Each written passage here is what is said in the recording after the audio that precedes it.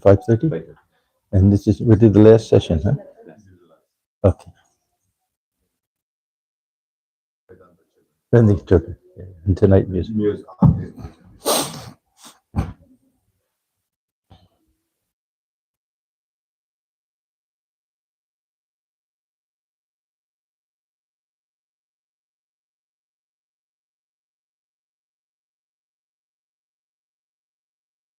Yeah.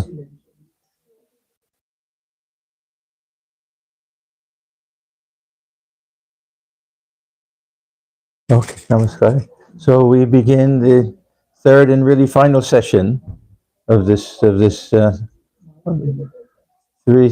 three session meditation retreat. I see some faces that weren't here. Huh? So some of the ones who were for the first session aren't here. Anyhow, so it's a very brief review of what we did the last two sessions. First was to analyze the metaphysics, the nuts and bolts of meditation. Why we meditate, what we hope to achieve in meditation, how that can be achieved, what is the connection between the practice of meditation and the real nature of the self. I try to emphasize this idea that if we can stop looking at meditation as simply a mental exercise and try to understand in the deeper spiritual context that we're diving deep into this ocean of consciousness, and that we're trying to get the gems lying at the bed of the ocean, that we have some idea of entering into a divine realm at the time of meditation, that we're leaving the world behind and we're really entering into a sacred space, we can say. Yeah, see what's happening there.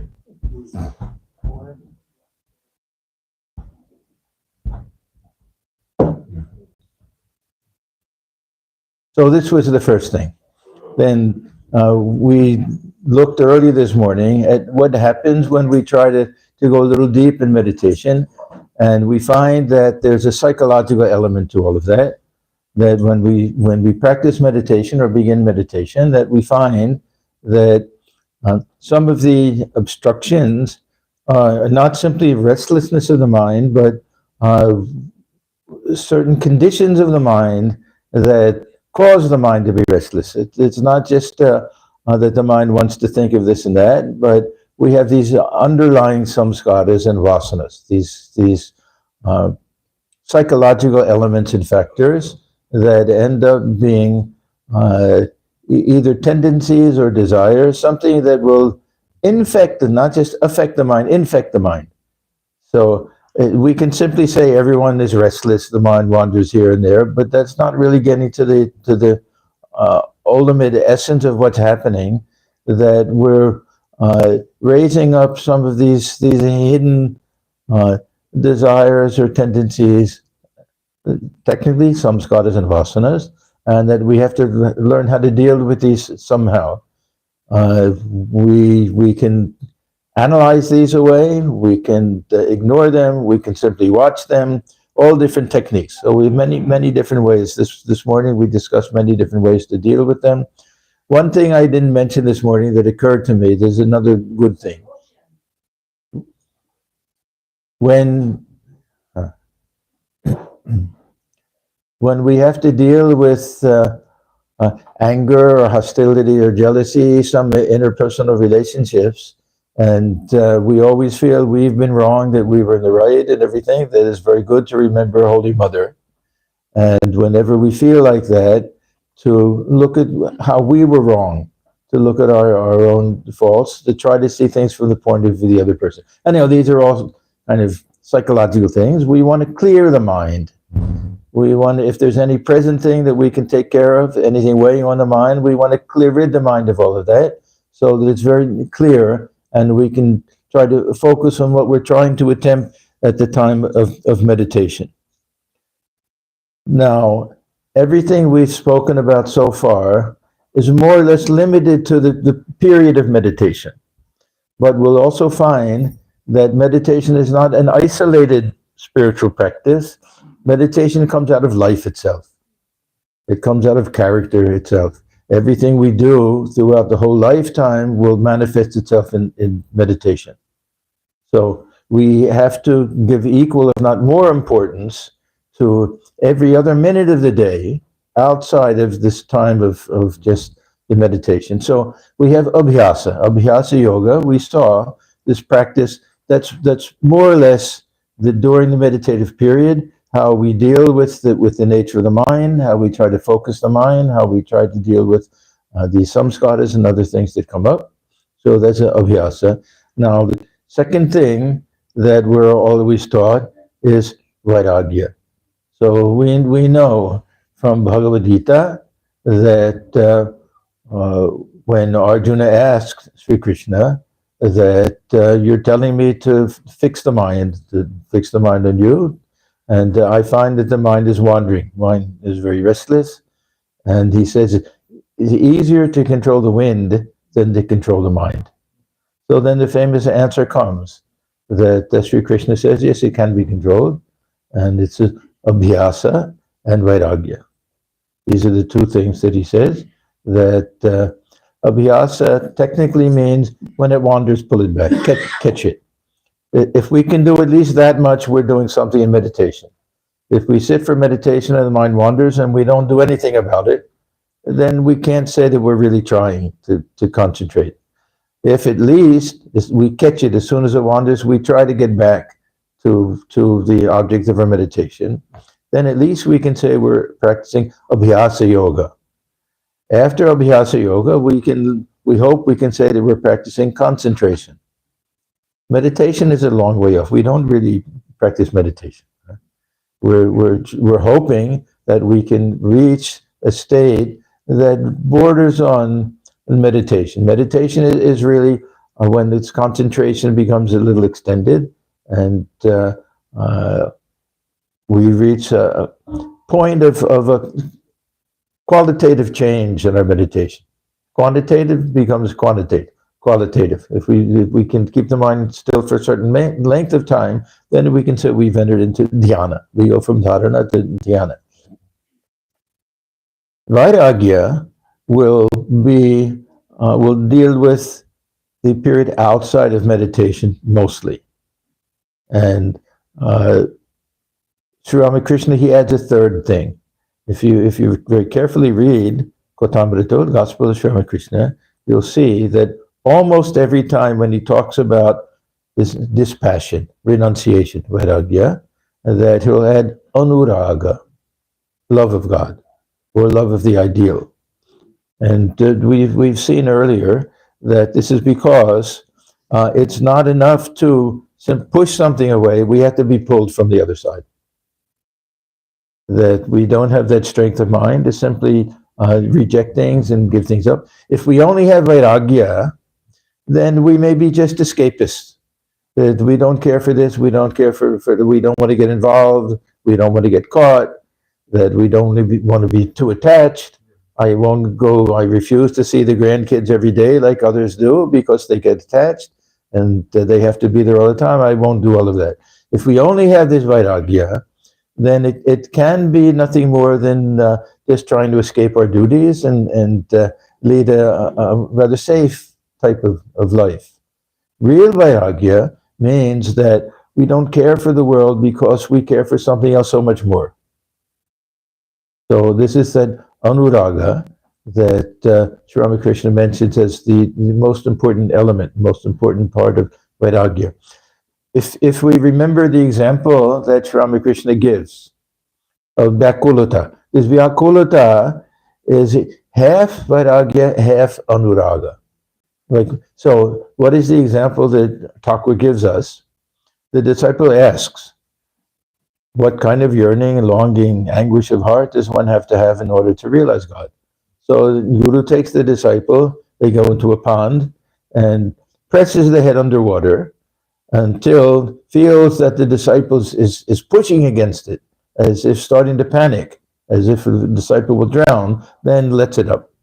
And then he says, how did you feel at that time? Now, if we analyze the answer we see two things. One, it was unbearable. I had to get out. I felt as if that I would drown, that I would die. Second is, I was yearning for a gasp of fresh air, longing for a breath of fresh air. So one is, we may say it's one and the same thing, but it's a little bit different. I couldn't get out. I had to get out of that situation, leave the water. And the other is there was something that I was longing for. I knew that there was something above the water. I knew that there was something that would give my life back, that air. So both Vairagya and Anuraga, these two words are closely related, etymologically related, and sometimes when we analyze these terms, we get a little insight into what they really mean. Both Vairagya and Anuraga come from the Sanskrit root ranj. Ranj.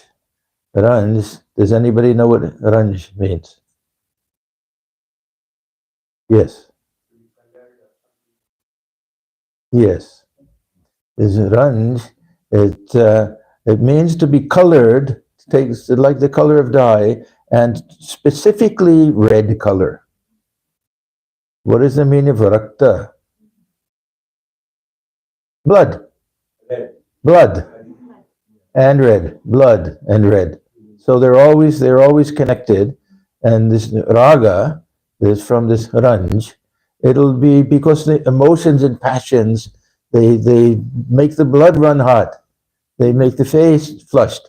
So there's always this connection between this color red and the raga and the passions, and coloring the mind a certain color. When we get anger possessions us, it colors the mind. So this is this ranj. If we add V in front of it, it means we become free from it.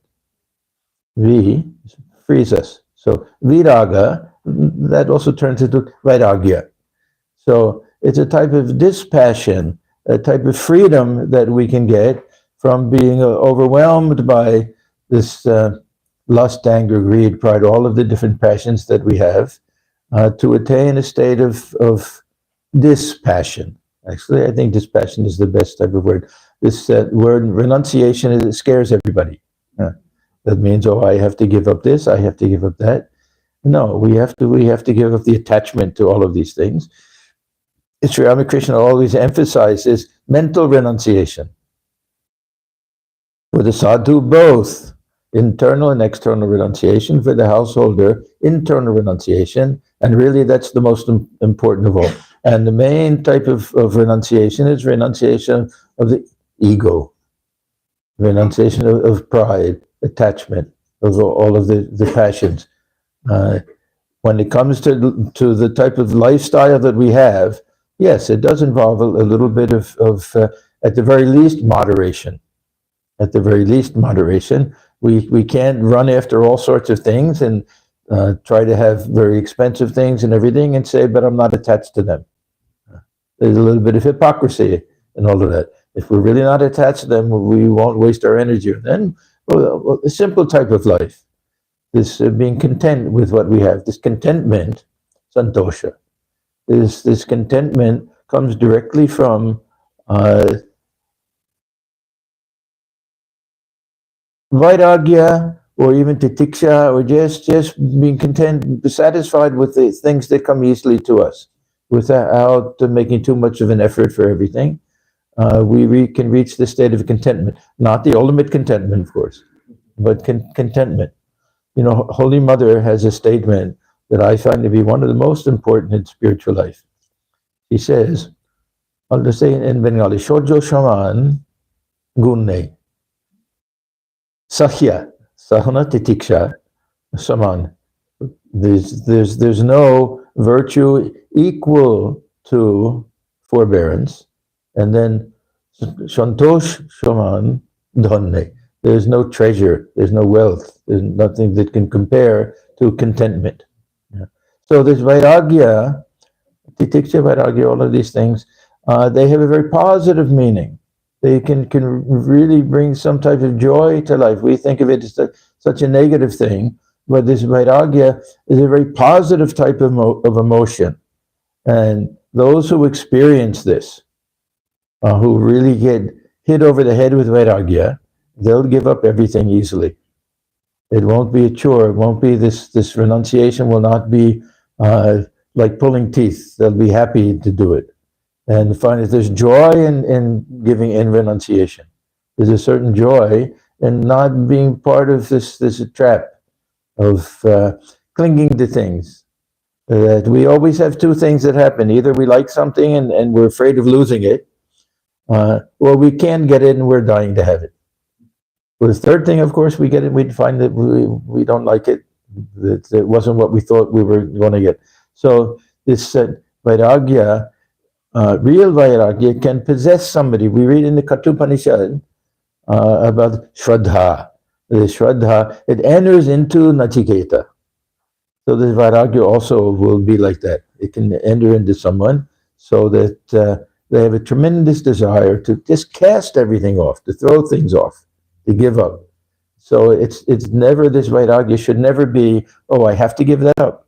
That we find that there's a freedom that comes. We become light. We become joyful. We're not burdened by things. We can just be who we are without carrying a big weight of possessions and everything. It's not for everybody. They're the ones who generally will take to monastic life. But a little bit of that spirit is very helpful. If we can learn to be satisfied with very simple types of things, this is also a type of this vairagya.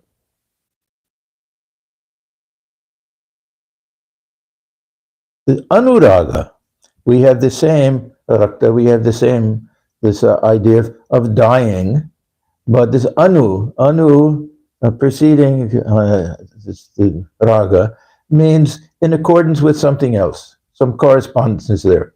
So if we think about somebody with great love, raga, interesting, can mean love also.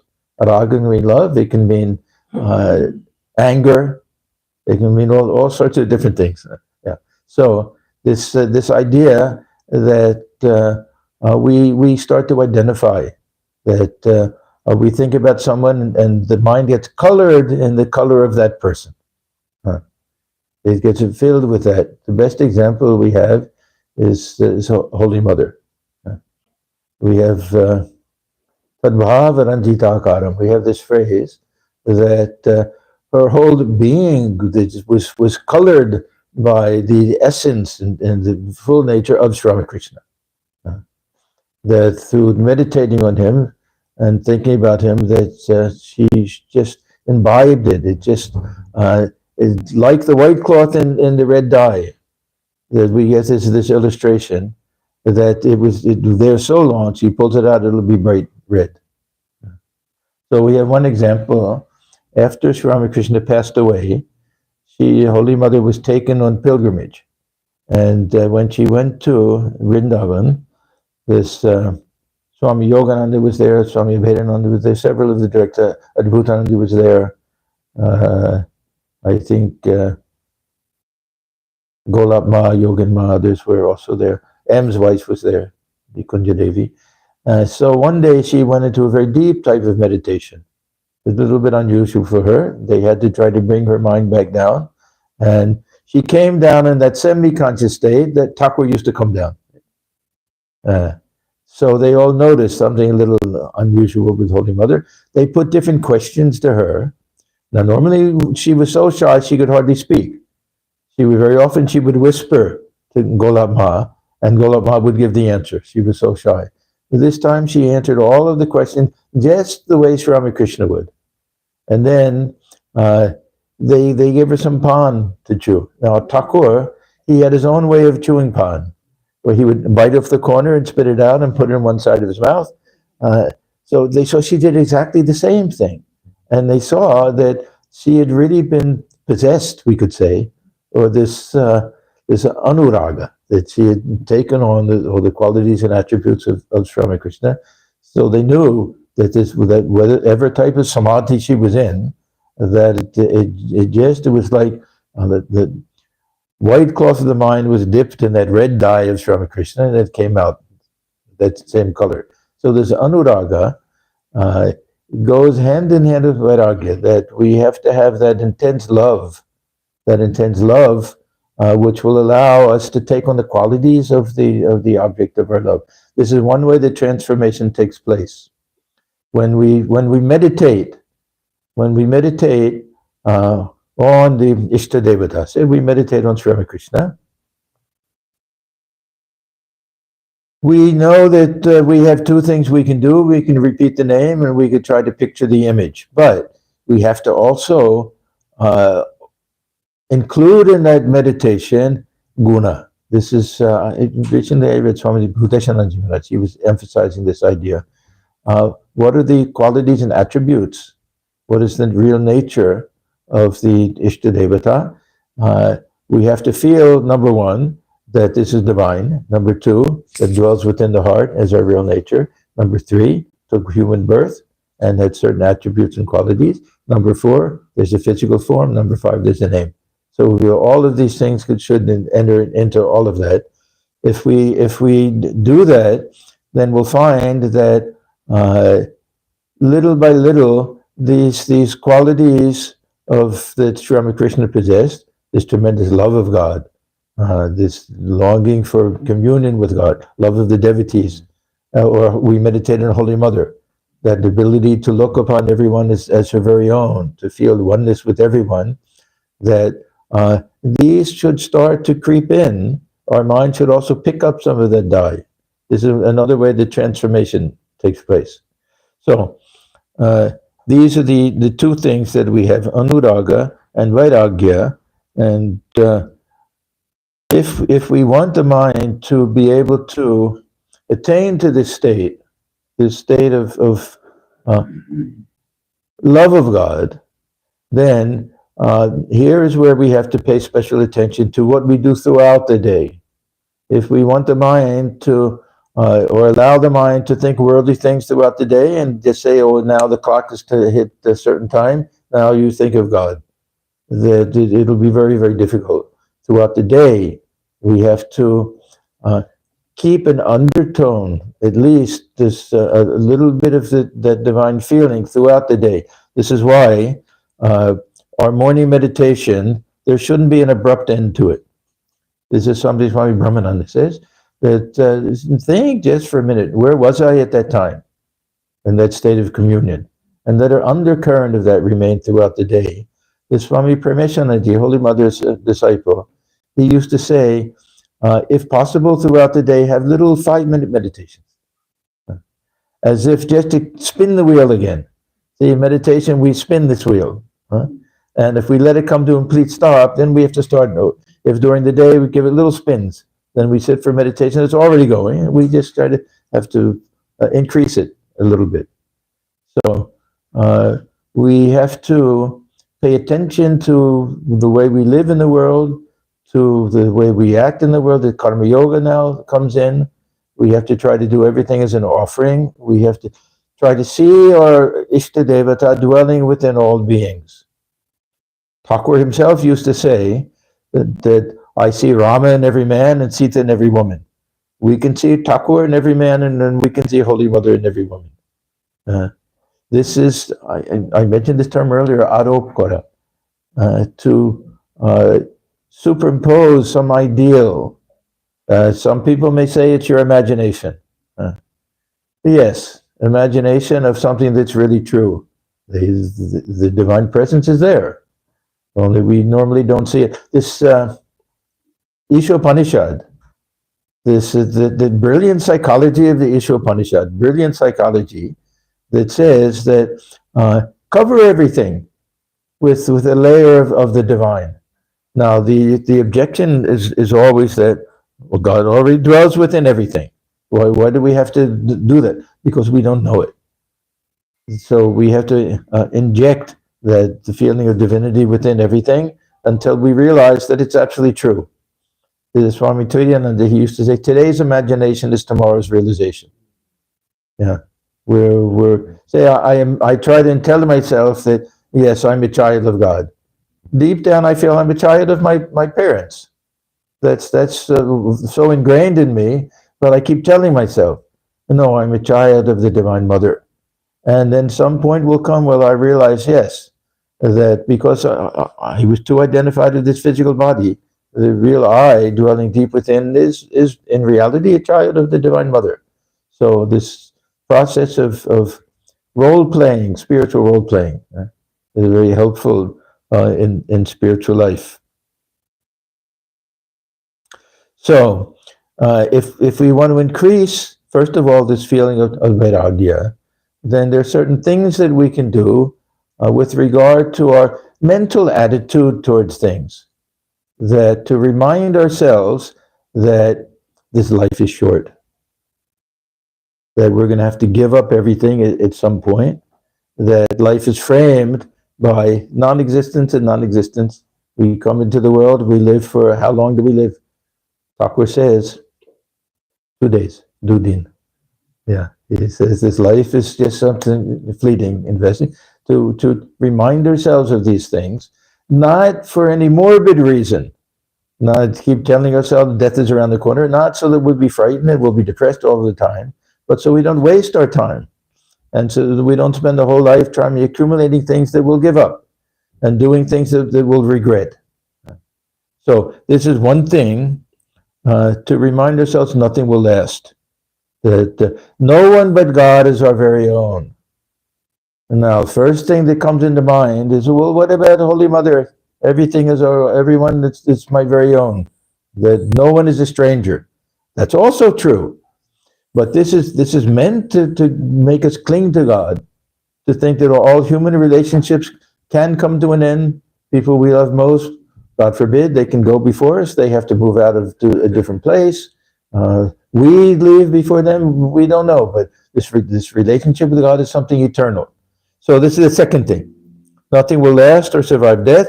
No one but God is our very own, and everything is changing.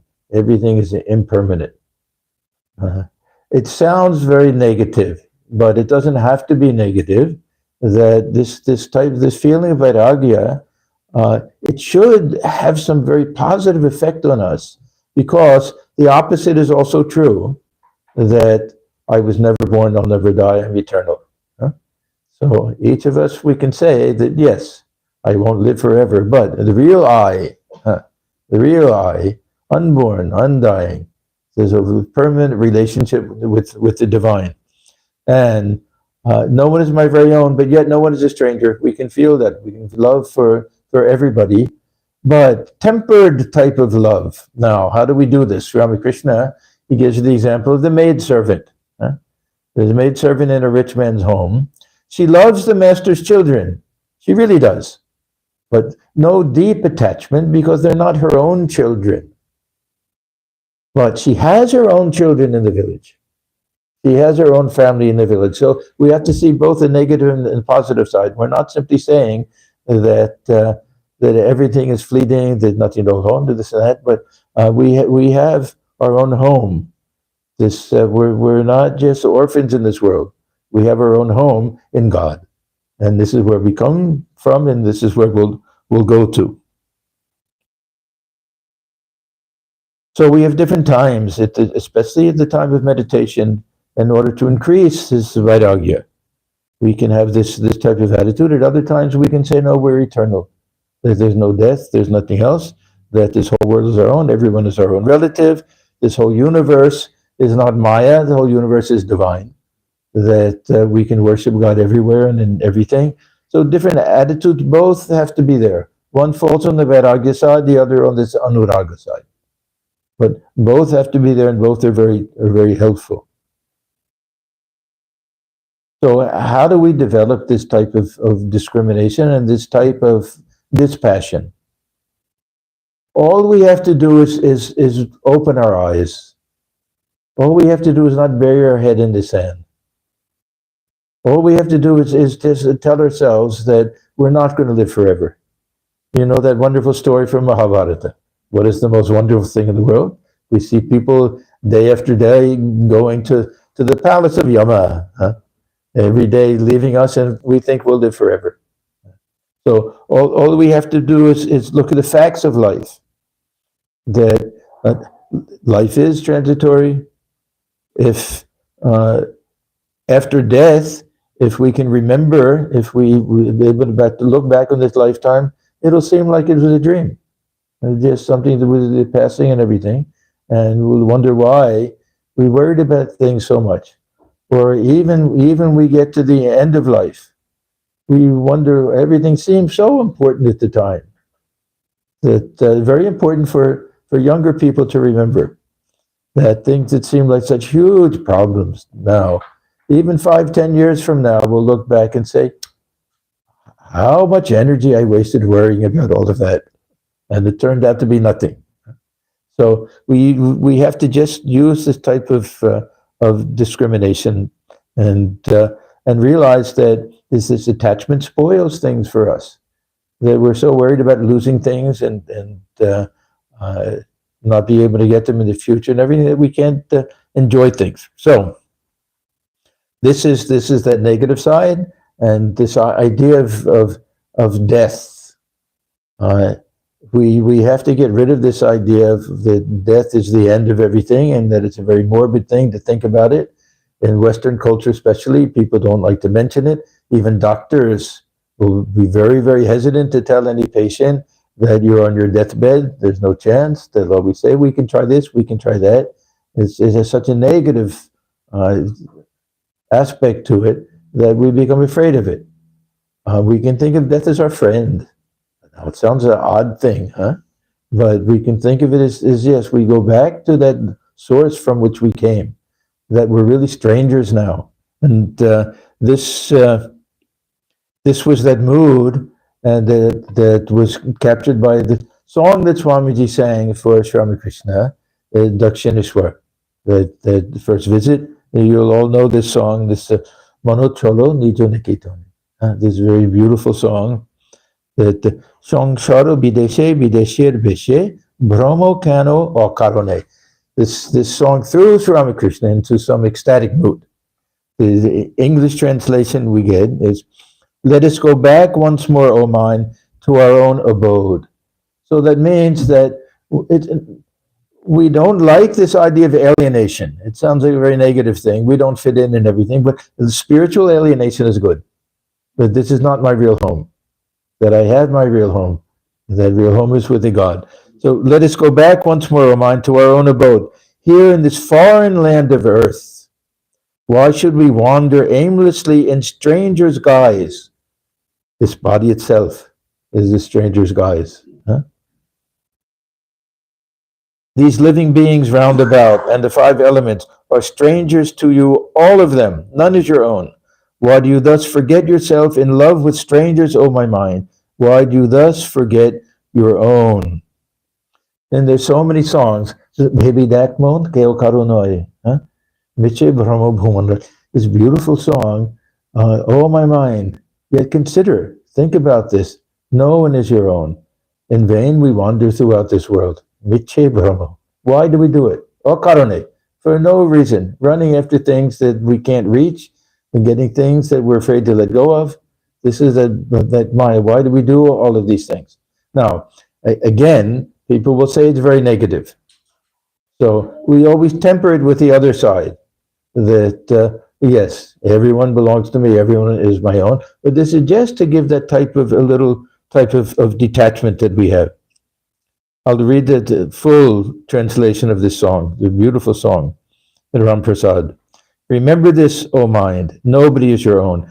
Vain is your wandering in this world.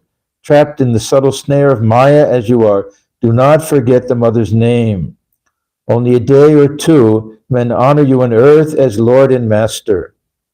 All too soon that form, so honored now, must need be cast away when death, the Master, seizes you. Even your beloved wife or husband, for whom, while yet you live, you fret yourself almost to death, will not go with you then. She or he will say farewell and shun your corpse as an evil thing. We have the same types of verses in this Bhaja Govindam. This Bhaja Govindam is not a sweet, loving, devotional song, oh, worship Govinda, worship Govinda. It is full of this vairagya, this idea that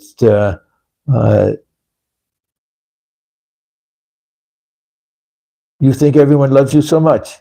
Yeah, you lose your job. They won't look at you. They won't talk at you. Yeah, it's Thakur tells these stories that the disciple says to the guru, "Why people love me so much?" They said, "Do they really? Huh?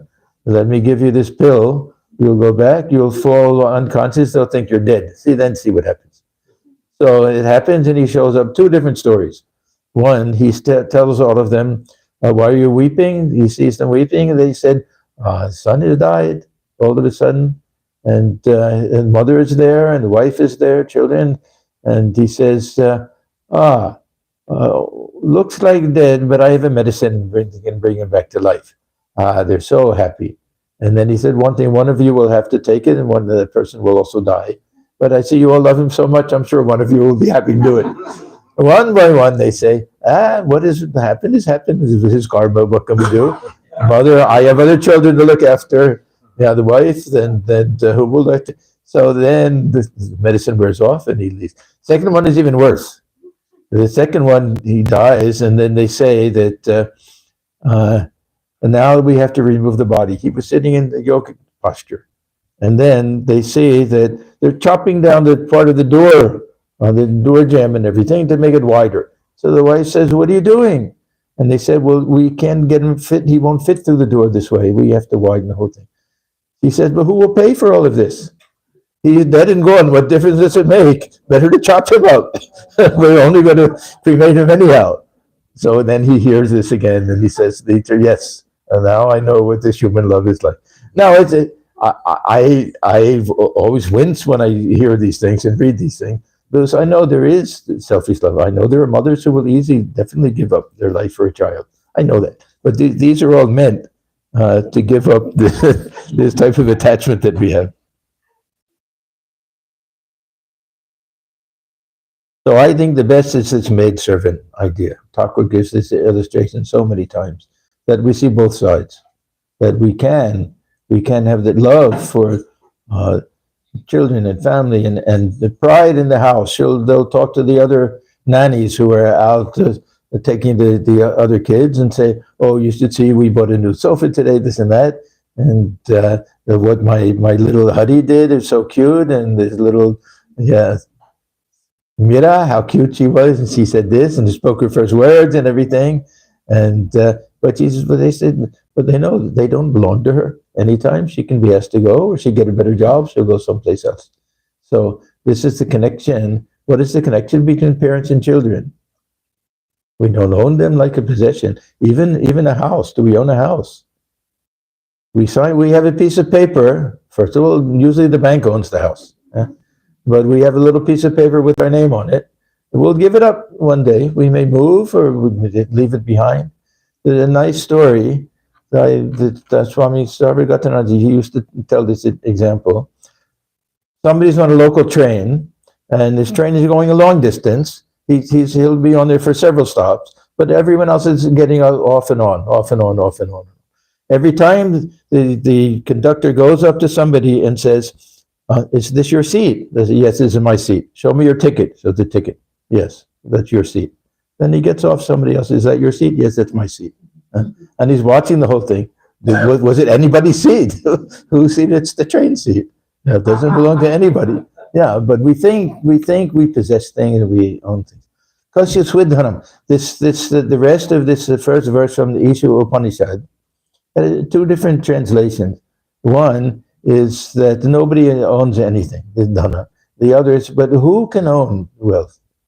We think we own things, and we certainly don't own people. We don't own children. We have the privilege of raising them. We get joy from them. We love them, but they're their own people. They have their own life.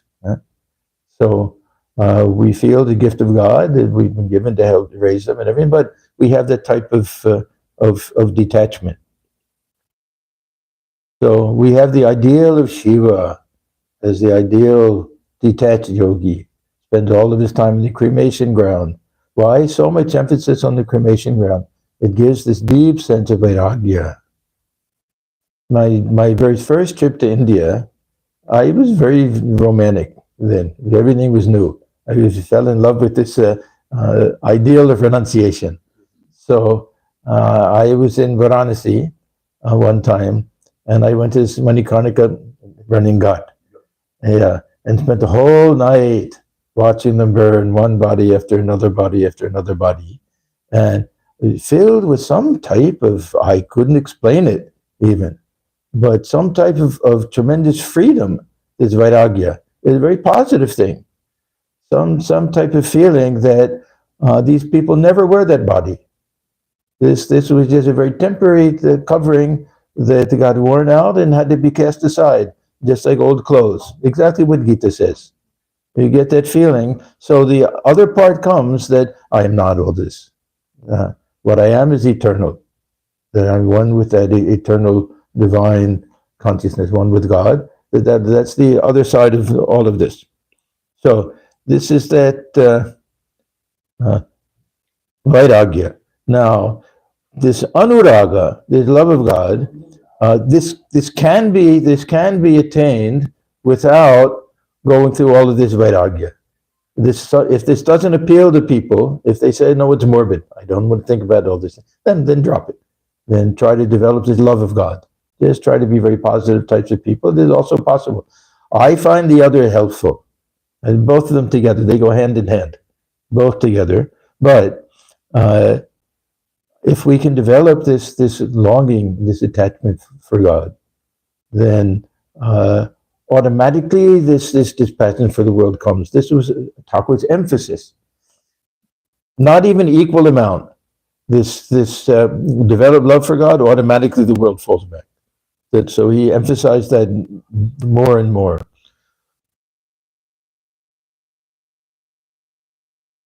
We all know about the Brahmo Samaj, their curious relationship with Ramakrishna. Their ideal was so different in so many different ways, and yet most of them, at least Keshav, Vijay Krishna Goswami, and a few of the others, really appreciated him. Others, half and half, we can say. Now, Sri Ramakrishna, he knew that the members of the Brahmo Samaj didn't care for a lot of traditional Hindu ideas, gods and goddesses, certainly not anything that they called image worship. They called idol worship, actually. He knew all of that. So he said to them one time, a very, very interesting statement. He said, I know you don't like this Radha Krishna episode, that you don't accept these things, that just doesn't appeal. You like this father image of God, this Upanishadic type of idea, that this won't appeal to all of you. He says, but whether you accept this as anything that ever took place, whether you accept there was a Radha and there was a Krishna, it doesn't matter. Try to accept and understand, and again, adopt this aropkara, that longing that Radha had for union with Krishna. This real anuraga. And this has two elements to it. That one is called this milana bhava, that state of union with God. So when Radha was able to leave at night and go and with the other gopis, and they'll be in the presence of Sri Krishna, and then that tremendous joy that comes. And the other, when she's separated from him, viraha bhava, when she's longing for union with him, this is also another type of bhava, another type of almost ecstasy. Sometimes in these Vaishnava scriptures, they say this is higher. Viraha bhava is higher than milana bhava. That this longing for union is greater than the actual union itself. That the mind is so intent. We're in presence of somebody we may take it for granted, but we're longing to see them. We haven't seen them for a while. Then that intensity is even greater. So he's telling them to try to develop this feeling. So for Radha and the other gopis, constantly their mind was fixed on this idea that when will we get to see our beloved? So we can transpose this. The disciples of Sri Ramakrishna, they were the same, that they felt tremendous joy in his presence. Milana bhava, tremendous joy, sitting at his feet, listening to him, watching him go into ecstasy, all of these things. And the moment that they left, they used to say, Every moment of the day, all we could think of was, when will we see him again? When will we get to go back to Dakshineshwara again? So this, it's not just a feeling of separation, it's a longing for union. So these two attitudes, he said, if you can adopt these, forget about whether it's just poetry or whether there was a real Krishna or Radha. Don't worry about that. Accept this bhava, this mood, this attitude. So if we try to imagine, I've tried to picture this sometimes, that the young girls given in marriage to older men that they don't know, that are like strangers to them. They're leaving their parents' house for the first time. They're lonely. They don't know what exactly to do. And they find that the young boy, who they knew from childhood even that he's there, and that's the one time when they get some real joy out of life. Otherwise, the mother-in-law may be scolding them, and they have to work hard. And generally, the husband was older, and who is this stranger that I have to live with?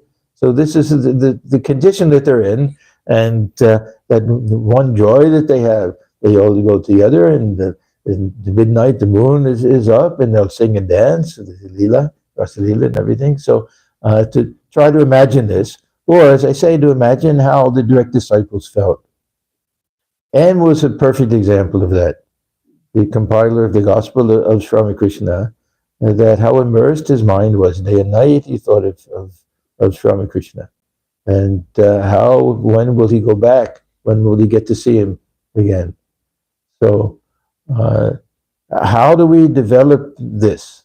How do we develop this longing to attain union with the spiritual ideal, spiritual goal of our life? With in our case, for most of us, this means Sri Ramakrishna. And when we say Sri Ramakrishna, it means Holy Mother. I don't make a distinction between the two. That we always talk about, realize that Thakur, but he is nothing without Holy Mother. He's nothing without him. Yeah, they come as a pair. Yugal Murti. So how do we do that? How do we develop that type of love? Very often people will say that, how do we love God? We've never seen God. So with Sri Ramakrishna, the direct disciples, it was easy for them. They knew exactly what it was like to be in his presence. Second generation, they can say, but we never got to see him. We didn't get to hear his words or anything. Now, if we analyze things, and we ask ourselves that, yes, I've known somebody for so many years. How do I know that person? I know what they look like. Huh? How do I know their personality? I've seen their behavior. I've heard them speak. I know how they react. I know all of everything else is inference. How well do we know people? Huh? Sometimes we're 100% wrong. We hear people say, I thought I knew that person. How could they act like that? Usually husband and wife. Yeah. The time of the divorce. I thought I married a god. He's a monster. Yeah. How could I be so wrong about somebody? Here I'm assuming he's thinking this the whole time. He's thinking something.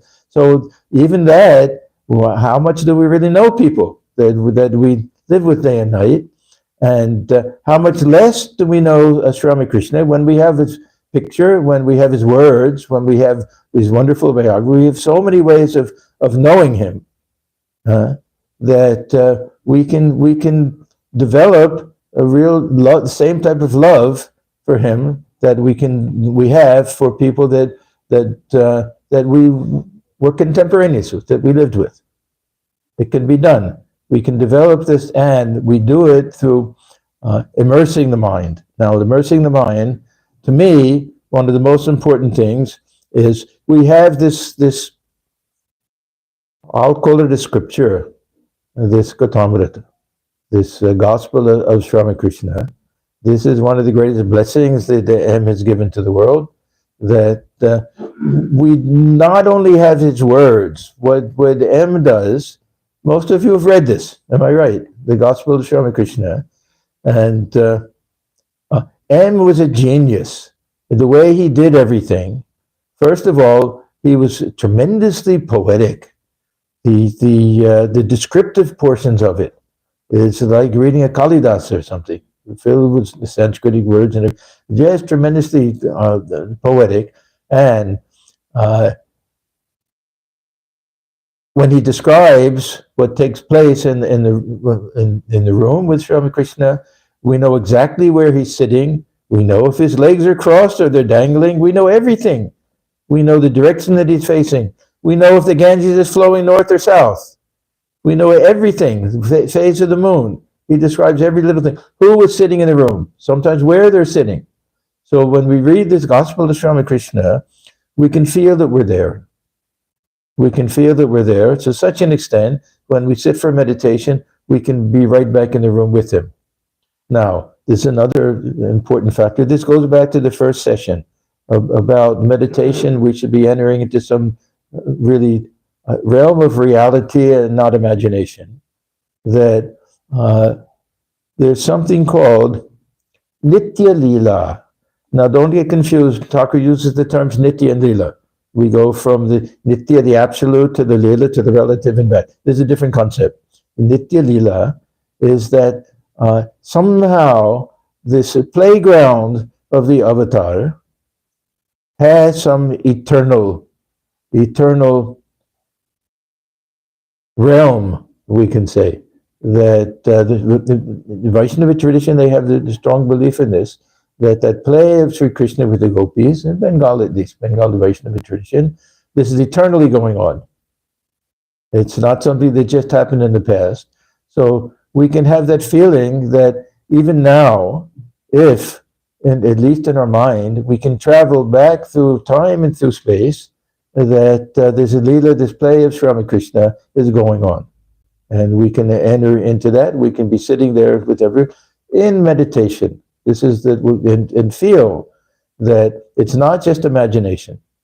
That now, I mentioned we go deep enough in the ocean, we go from this individual mind to this cosmic mind, and where this divine play is going on day and night, and we can participate in that, and we feel that it's real.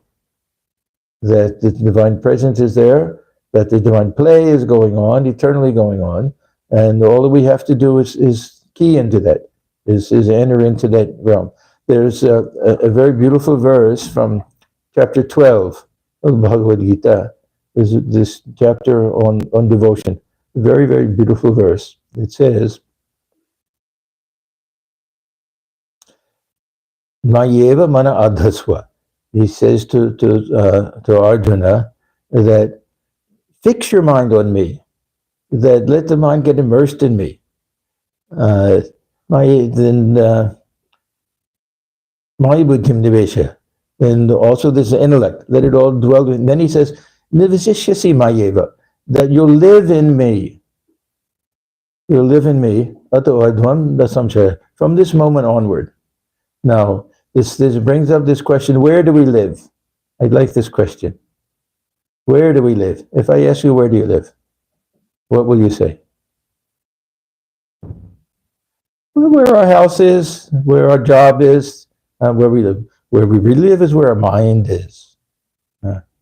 Where our mind is. If day and night the mind is, say M, where did M live? M lived in Dakshineshwar. Day and night his mind is there. So if we can do that, then we'll be dwelling in the presence of the, and it'll seem real. That it's not just imagination. We sit for meditation, and it's not just an imagination. That we really feel we've entered into that Nitya Lila, that realm deep within, not someplace up in the heavens. Deep within this cosmic mind. We're part of that cosmic mind. We've entered into that realm where we have this divine communion. So this immersing oneself in the thought of Sri Ramakrishna through this gospel of Sri Ramakrishna. We have other things, the Great Master, other books that are equally helpful. Gospel of Holy Mother, there's Mayakotha, so many beautiful things. And we don't very often talk about pilgrimage. But if we want to be able to imagine these things. Really feel we're in the presence of Sri Ramakrishna. I always say Dakshineshwar. It can be Kashipur also, Shampur, but this was the main period. And then we should go there. I would think at least our Bengali devotees most have been there. Others, how many have been to Dakshineshwar? How many haven't? Okay. So now things have changed. Now you can't go into his room anymore. It was very, I was heartbroken when I heard that. How many times I went early morning and sat in his room. And then at that time, there were no people there. You could sit as long as you wanted to and everything. Yeah. So you can see from the outside. You can see from the outside. But yeah. And even before that, they put some glass barrier there. And when I first used to go, I'm talking about it in the early 70s. Yeah, you go, you even touch the bed that he sat on. And you're sitting on the floor. You know you're sitting in a place where he stood and went into ecstasy. You may be sitting in a place where Rakal and Narendra and all of them were sitting. You may be sitting in the spot where he worshipped Holy Mother, Shodashi. So it becomes real. It becomes real. He used to recommend, people would come to him. Devotees, many of those monks who joined the order, first person that they met was M. Because they had read about the Gospel of Sri Ramakrishna, they knew about M, they didn't know much about the other direct disciples and things. So they went to the Kolkata and they tried to find M first. This was the case with, I mentioned Swami Atmajnananda and others who came from outside of that area. So he would find out that they're devotees. They'd read the Gospel, and he would say, "Have you been to Dakshineshwar?" And if they said no, he would say, "Come, let's go." And they would go together. When he was older, he would send them there and say, "Now, you're going to have to come back, give me a report. You're going to have to tell me where you went, what you saw, and everything." And then he would say, "Don't go as a tourist when you go there. When you go there, remember everything that took place and etch into your mind the image of the things that you're seeing.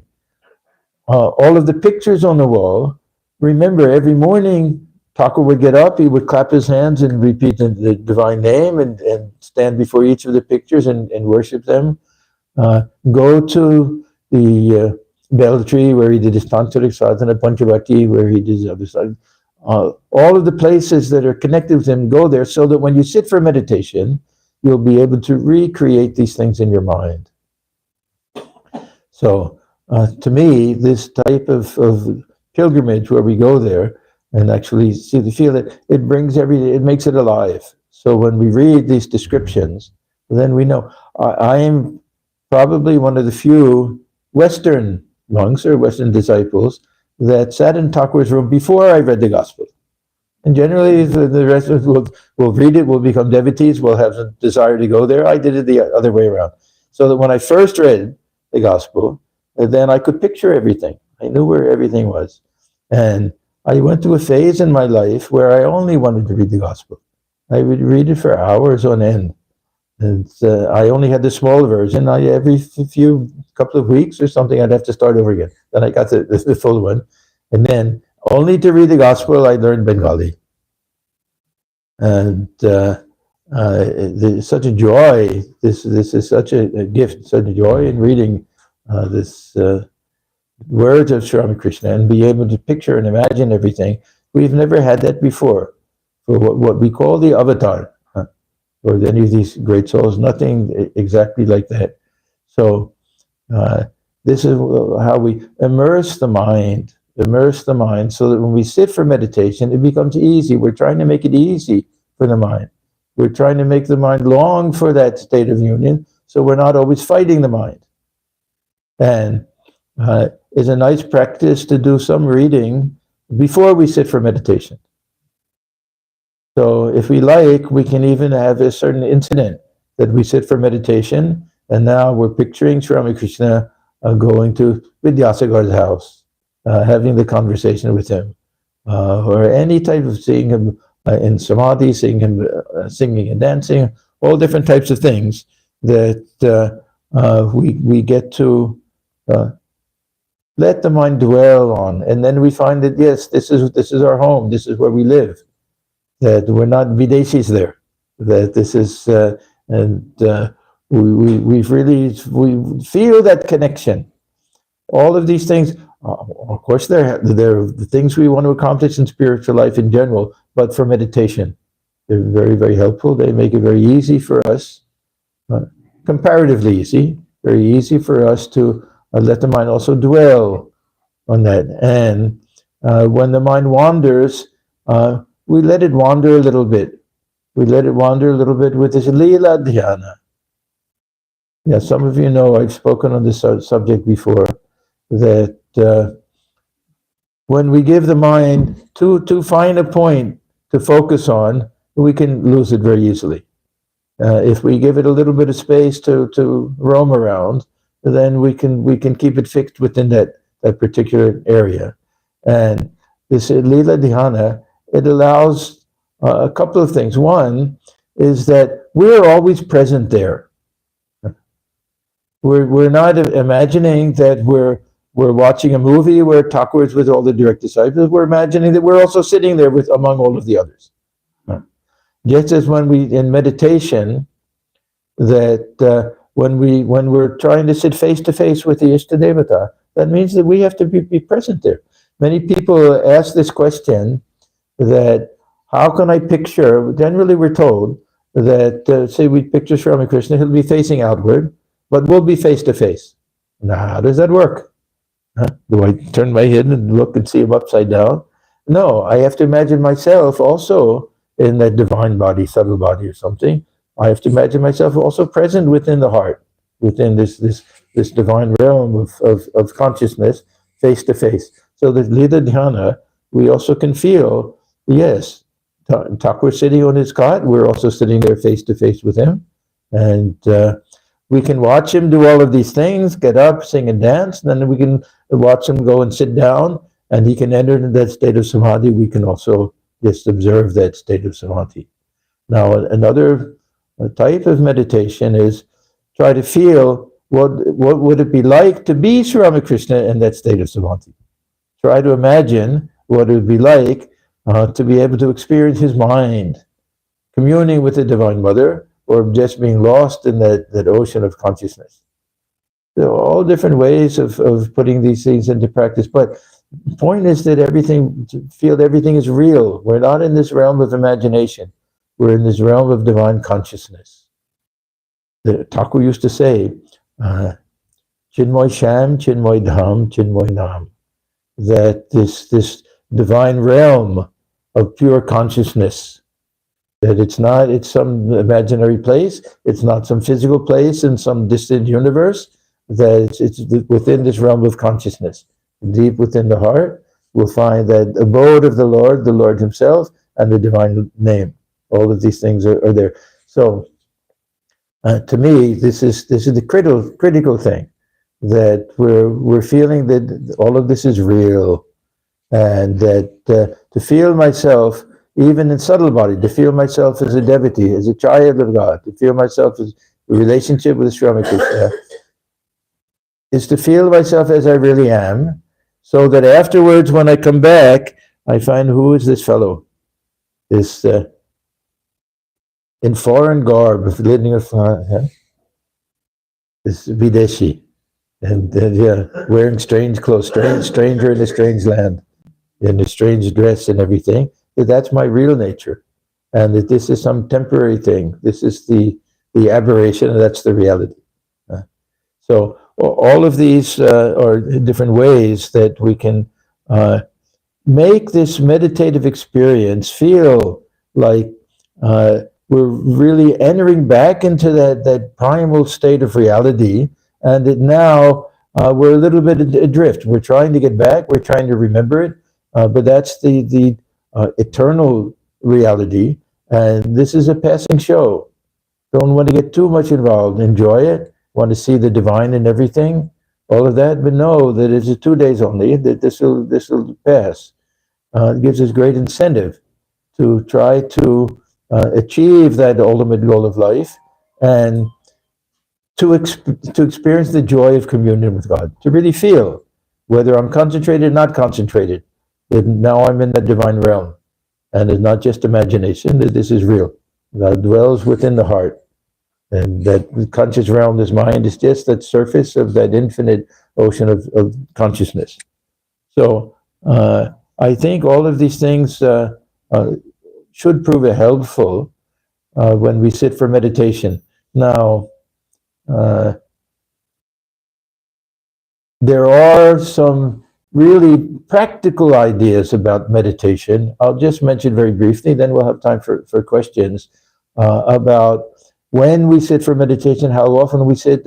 All of these other things are also very important. To have a routine, a fixed routine. Swami Swahanandaji, he was very, very fond of saying, bind yourself to a routine. Bind yourself to a routine. Now again, it's counterintuitive. I don't want to be bound to anything. I want freedom. But binding ourselves to a routine gives a great sense of freedom, that I know this is the time for my meditation. This is the time for prayer. I don't have to think about it. I don't have to worry about it. I decided this is just it. This is that time. I'm free. That I know that I'll do it. And so it has a very freeing effect on the mind. So the more we can have a fixed routine, and early morning is the best time for meditation for most people. Evening is also good, but the evening we have family and chores and all sorts of things. It's not always, we're not always free. Early morning, while others are still asleep, we want to get up a little earlier than others, and no one will disturb us. This is the ideal time. And to keep a fixed routine so that it's not one day I do this, next day I do that. We have to adjust sometimes. I understand that. The householder life especially, that things come up. The family things, social things, job things, you have to work late, different things come up. I understand that. But as far as possible, if we can stick to a certain type of routine and look upon the period of meditation as something very special.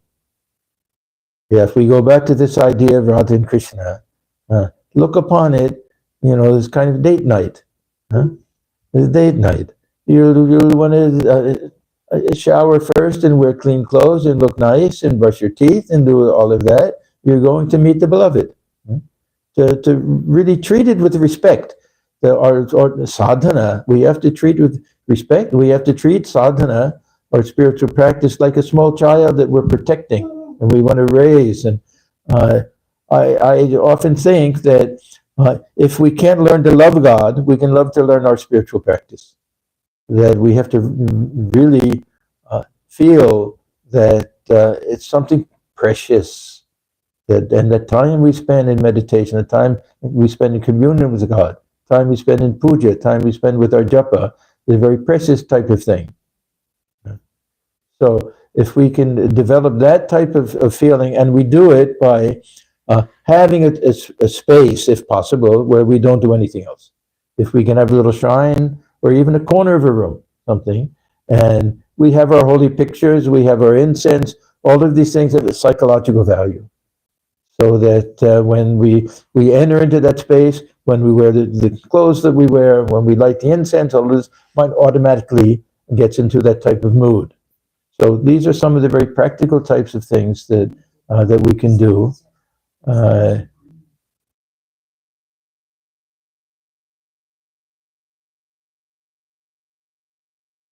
That can help us easily slide into that meditative mood.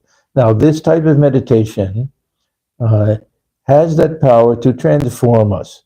I mentioned earlier today that if we practice meditation with the idea that we'll be able to make the mind perfectly still and quiet, that number one, it's generally not possible. Number two, we're really restricting what we can get out of meditation. This type of meditation, it opens up the heart. It can awaken something in the heart. It can give us a devotion, that real devotion.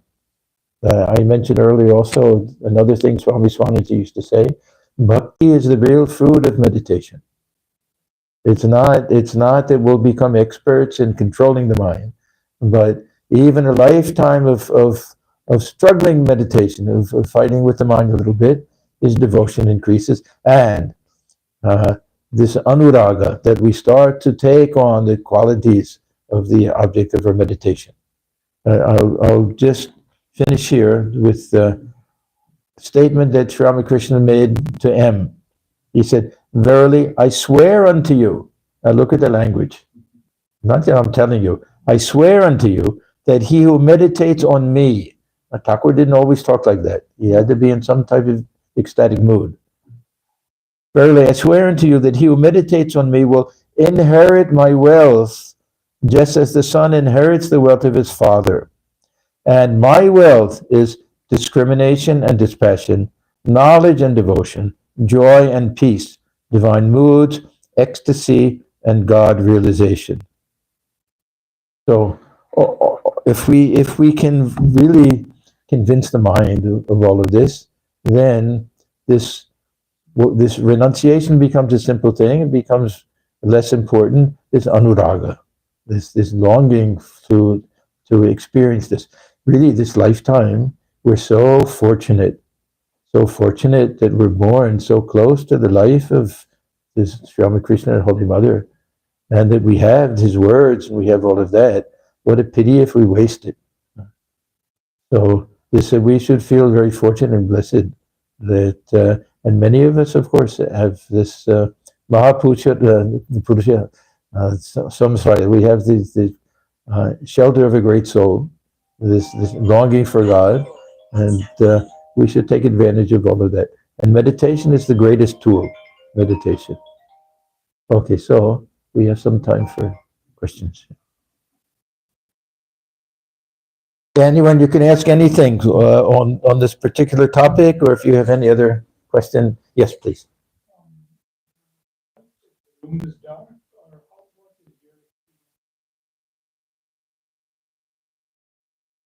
Is it okay to have all the lights on? Ideal meditation involves not even being aware of the room that we're sitting in. Yeah. Whether it's light or dark, it doesn't matter. If it's dark, it can help us a little bit. The light can be disturbing a little bit. Now, especially when it comes to trying to picture the physical, the image of the Ishtadevata, for many people it's very difficult. And sometimes we're even told that from time to time you can open your eyes and look at the picture. Or here we have a little small statue. Somebody look at the picture, then close your eyes again. So if there's some light there, yeah, that if we want to get a little extra inspiration, every once in a while we want to open our eyes and be able to see the shrine and all of that. Yeah, there's no harm. So it's more of an individual thing, I would say. Those who really want to just go deep, this idea of where do we meditate in a deep, dark mountain cave, that realm of the infinite absolute, the divine void and all of that. Some people love that idea. They'll want to be in a place that's absolutely dark. There's a place called, what is it called? Vasishta Guha. I don't know if any of you know about this. It's just above Rishikesh. And this cave, if you enter into this cave, it's so dark that really, after 10 minutes or so, you can sort of see that there is a kind of Shiva lingam inside of it. When you first go, it's only black, the type of blackness that we never experience. And it gives some sense of the infinite. Yeah, some sense of the infinite to be in the total blackness. So I'll say it depends on the individual, but in general, real meditation, we should even forget, as we have it sometimes after meditation, we open the eyes and say, oh, look where I am. We felt for the last half hour, whatever, he was sitting before Sri Ramakrishna and Dakshineshwar. Oh, look where I am. So we can try to forget our surroundings as far as possible. Yes.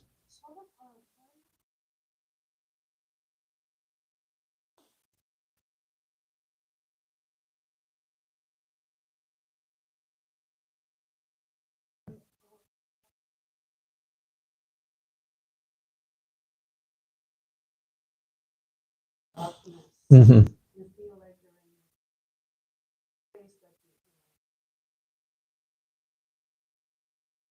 think of it as a positive. Yes, That yeah, idea yeah, yeah, appeals to me. yeah, yeah. No, we have this imagery, of course. Madhyoni, Yeah. and Hiranyagarbha. We have this imagery, yes, that we're back at the source. Yoni means source also. Womb, source. Yes. Yeah, that's a beautiful way of feeling, that type of feeling. Yeah. And the other thing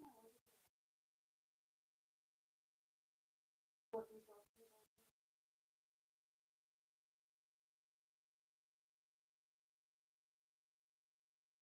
Mm. about,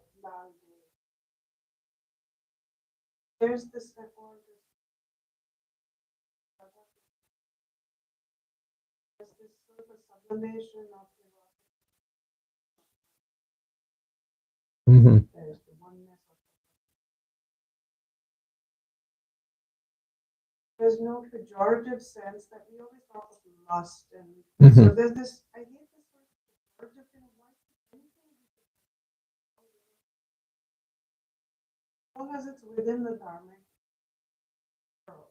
Yes. Why do we have to have this thing of of every woman as your mother? As a husband and a wife, how the Mhm. heck is he supposed to think of No, other than the wife. And this is mostly for monks.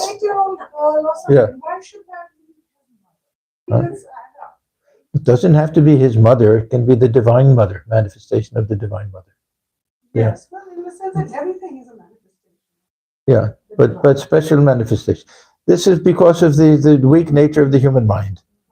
Yeah, to counteract So that. like a lot of this comes from men's mind. It's all from men's mind. Yeah. No, we have to understand that. There's a We're thinking of this as a beautiful yeah, something yeah, to celebrate and yeah. it's rich and evocative. And Yes. then there's this thing of can't have it in my head.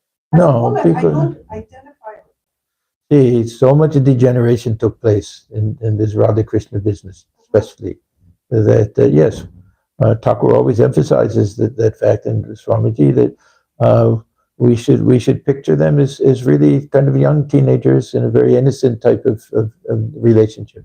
Yeah. But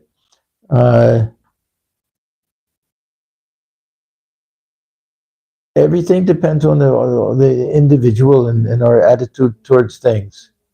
So that yeah. But looking upon all women as the divine mother, and looking upon all men also, that's why we have that idea. Look upon all men as see Rama in all men and Sita in all women. But yes, we have to understand that the whole religious tradition, almost of the world, is from the point of view of men, and very unfair. Yeah, very unfair. But at least we can understand that these great souls uh, didn't make that kind of distinction. There's the thing with the Gospel of Ramakrishna, Thakur was only talking to men. If only we had more uh, transcripts of the things that he said when he was with the women devotees, because he did. Whenever he went to somebody's house, the devotees, we read he went to the inner apartments. That means he's only with the women devotees, and he takes his meal with them. And sometimes he'll sit with them, they'll be laughing and chatting and everything. We don't have the recordings of all of that.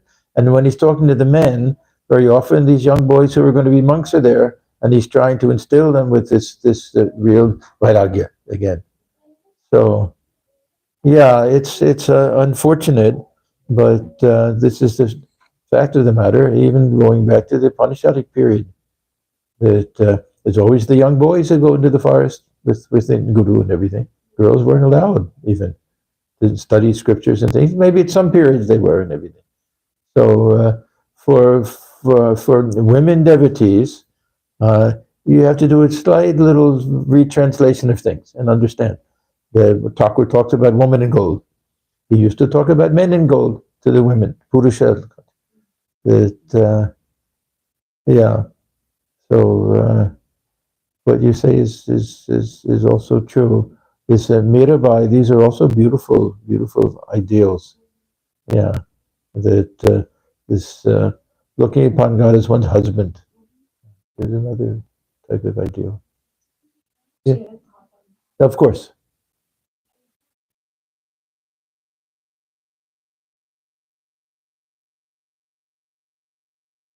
Mm. Mm-hmm.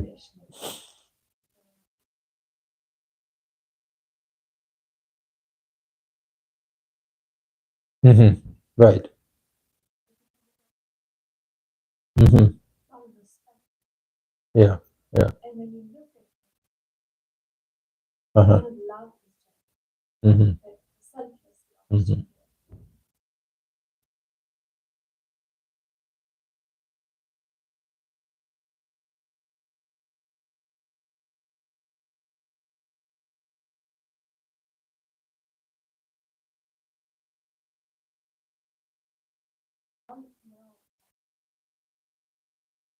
Mm-hmm.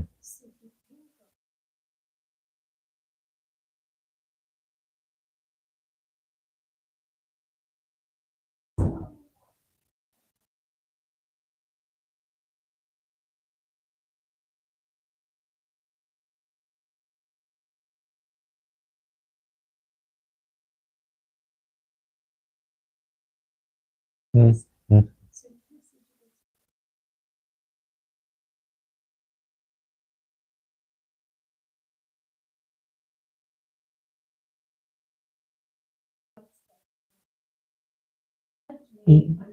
Yeah. See, this Swamiji was very, very big on this idea. No distinction between men and women. Everyone is the Atman. But when we look at relationships, the traditional spiritual relationships, that mother and child, that relationship is something special. Father will have a different relationship with the child. The mother nurses the child, comes out of the body, that type of thing. And mother to son is also there. Each relationship is a little bit different. And depending on the type of closeness that there is, that we utilize that type of relationship. The idea of bhava. Now, friend to friend will be equally. Yeah, boys and girls have that same type of relationship. Uh, Women can look upon, can worship the Divine Mother also, but the paradigm is always with first son. If we look at all these Ram Prasad songs and things like that, that's the paradigm. That's it doesn't mean that we can't fit ourselves into a different mold.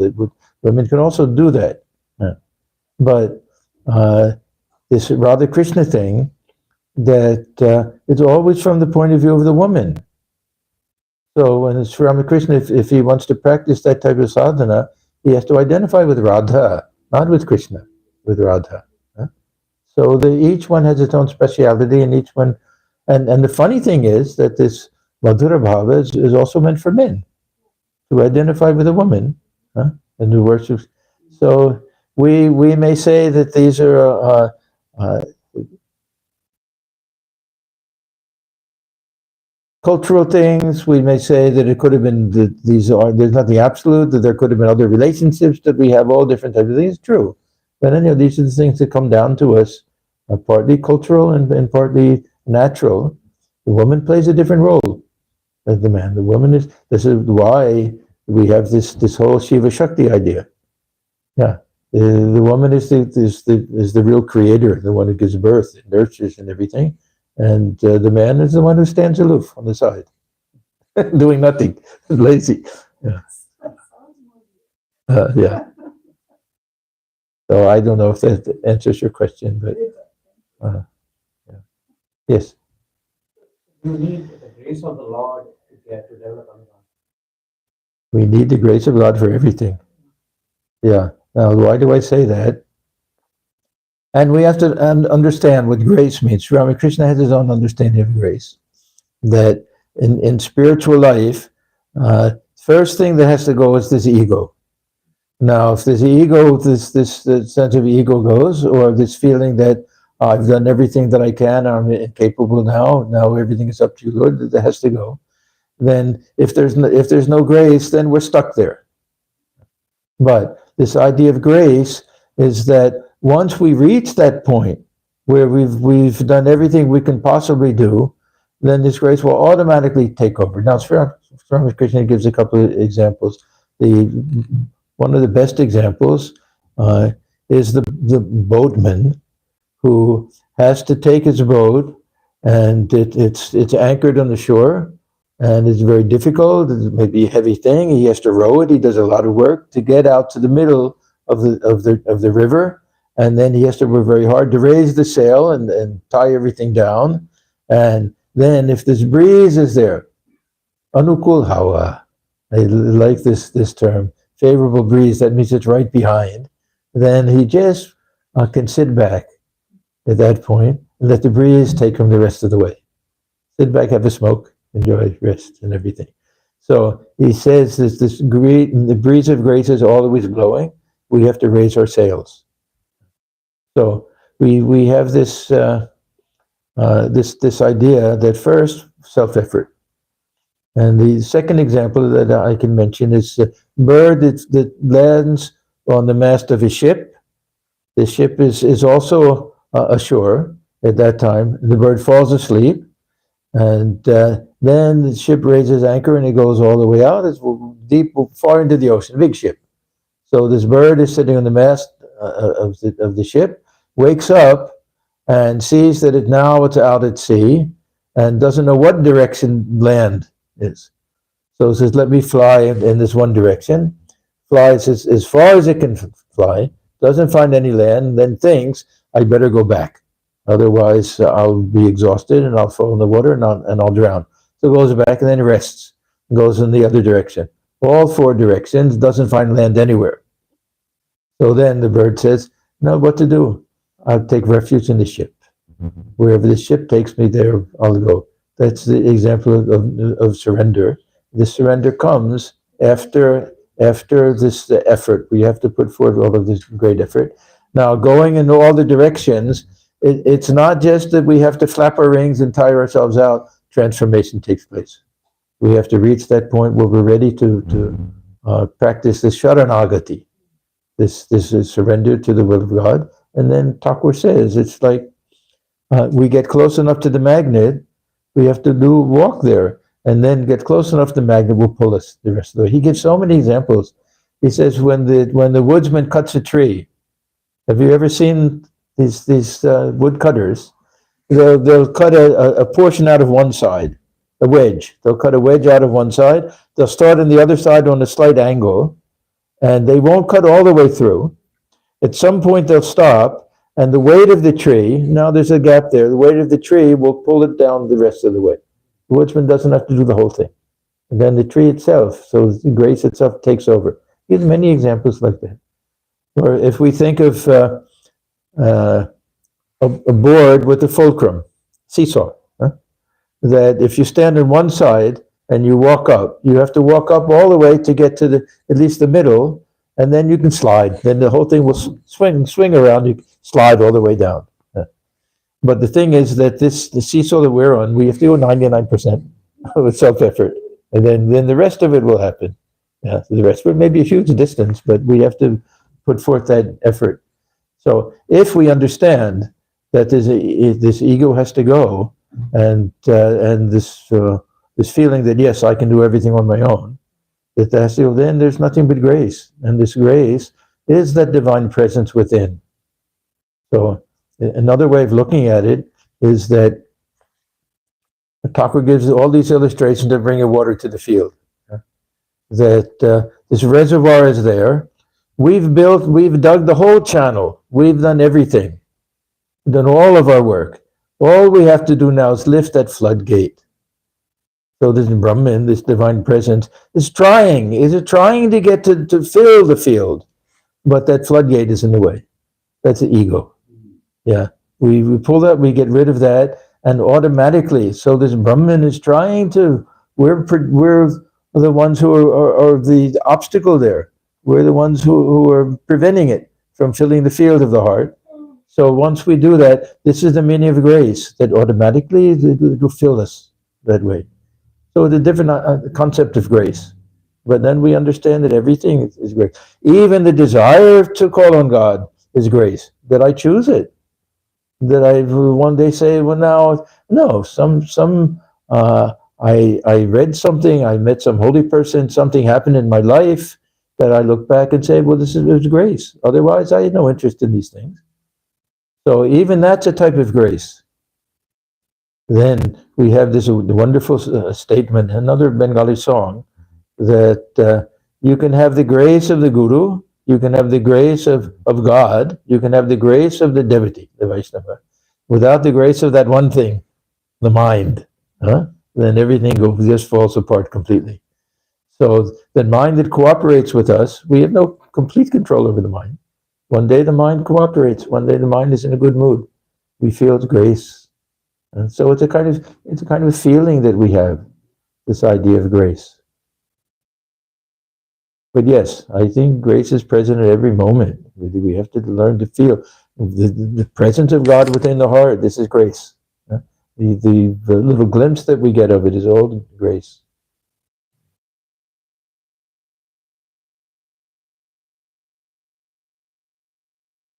Yes. Yeah. So the Naradiya Bhakti Ah. Sutras, Yes. like for Advaita, like there are books and there are some prerequisites.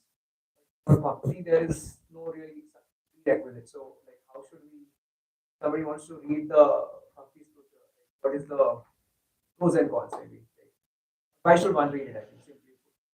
Yeah, this Narada Bhakti Sutra is one of the best scriptures to read. And you make a very good point. One of the distinctions between Jnana Yoga and Bhakti Yoga is this question of adhikara. Who is qualified and capable to study, to follow the path of Jnana Yoga? This Bhagavad Gita is very good about that. It says that those who have this body consciousness, they have it.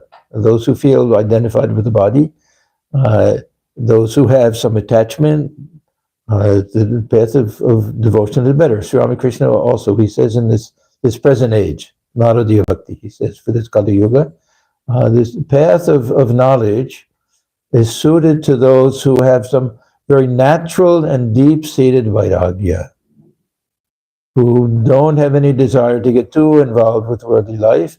Traditionally, it was meant for monks. Now, for us, we combine these things. We never want to scare people off. Don't study Jnana Yoga. No, Swamiji taught Jnana Yoga, but Jnana and Bhakti to somehow forge a nice combination of the two. Everything that we've talked about, this is all Jnana, this idea of the real nature of the self and everything, and all Bhakti, that stick of ego is there. We have a relationship. But to practice pure Jnana Yoga, then we have to have at the very beginning this uncompromising attitude that I am one with the ultimate reality. I was never born, I'll never die. This body is not me, this mind is not me. We have to be convinced of that and stick with it. Bhakti Yoga, we can start with anything. We can start with this idea, God is up in heaven, and I am just a small, worthless person, sinner here. We can start with that. And Swamiji says that this love, it's like a cord. We get closer and closer. That distinction becomes less and less. Our understanding grows and changes. And our understanding doesn't grow or change in Jnana Yoga. We start out with the Soham, with Tattvamasi. We end up with Tattvamasi. So what are the prerequisites for Bhakti Yoga? We have to lead a good, clean, moral, ethical life. That's all. Number one. Number two, we have to be sincere. And number three, we have to some desire to approach God, to realize God, or to worship, something like that. Otherwise, we don't need to be great scholars. We don't need anything else. Yes, we have to be sincere. So this is one of the advantages of Bhakti Yoga. There's a very, very nice edition of Bhakti Yoga with the commentary of Swami Bhudashanandaji. I recommend that one very, very much. He gave a series of talks in Japan, and they transcribed all of those. And there are other good editions of Bhakti Yoga also, but that one's a very nice one. And Thakur emphasized that so much. Naradiya Bhakti, he used to say. Yeah. So that's the great advantage, that we don't have to worry too much. Everyone is qualified. Not a question of learning or knowing Sanskrit or having a teacher. And everyone is qualified to start with this on the path of Bhakti Yoga. Yeah, and there's Narada Bhakti Sutra. Yeah. It's still worth reading. Oh, of course. Okay. No, it's still worth reading. So it's absolutely, yeah, one of the most valuable things that we have. Yes, it can be a little one-sided. No, this is the other thing that we have to know. Even Swamiji, when he spoke about Bhakti Yoga, we think, oh, he only cared about Bhakti Yoga. Jnana Yoga, he only cared about Jnana Yoga. So we have to be tempered a little bit. We read about Jnana Yoga and we think, yes, it's looking down on Bhakti Yoga. We have to understand it's from that within that point of view. For Sri Ramakrishna, Vyotomat Otopat, they're all, each one is equally valid to take us to that ultimate goal.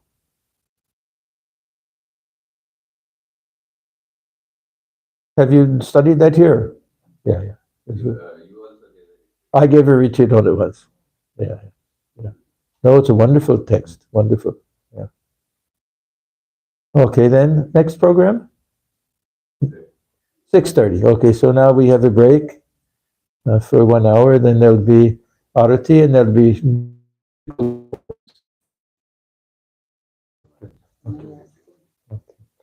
Okay. Shanti, Shanti, Shanti. Hari Om Tat Sat. Shri Ramakrishna Arpanamastu.